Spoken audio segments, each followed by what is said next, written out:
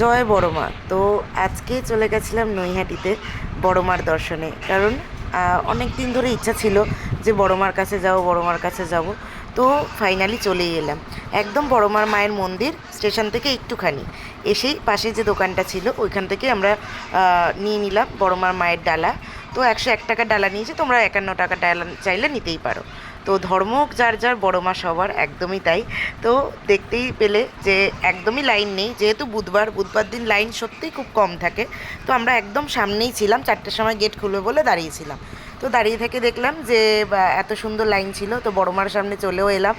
কিছু লোক ছিল আর সঙ্গে অঙ্কিতার সাথে দেখাও হয়ে গেছিলো।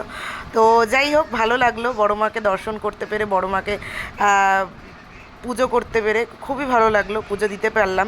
তো সবাইকে বলবো অবশ্যই বড় মার কাছে যাও, আশা করি সব সব আশা পূর্ণ হবে। তো চলো এখন টাটা, বাই।